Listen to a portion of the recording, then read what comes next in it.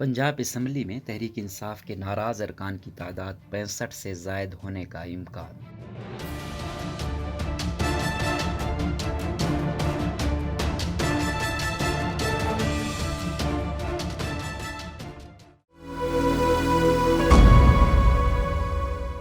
Punjab assembly میں تحریک انصاف کے 5 ناراض گروپ سمیت مجموعی تعداد 65 سے زائد تک پہنچنے کا قوی امکان ہے۔ تفصیلات کے مطابق متحدہ اپوزیشن اور تحریک انصاف کے ناراض گروپس کی قیادت میں رات گئے تک اہم مشاورت جاری رہی، جس میں وزیر اعظم عمران خان کے مستعفی ہونے اور اسمبلیاں تحلیل کر کے قبل از وقت انتخابات کروانے کے آپشن پر تبادلہ خیال کیا گیا۔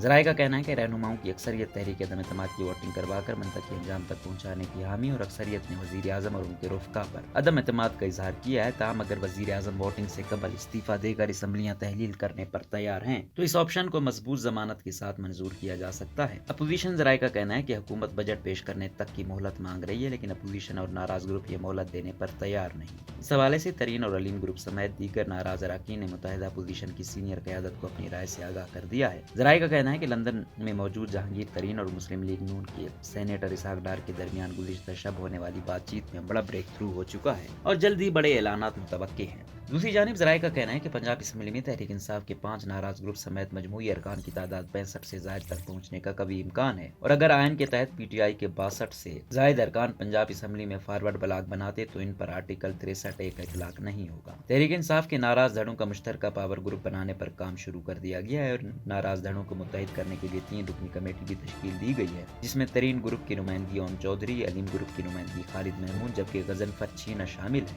یہ کمیٹی تینوں دھڑوں کو متحد کرنے اور مشترکہ لائحہ عمل پر غور کرے گی۔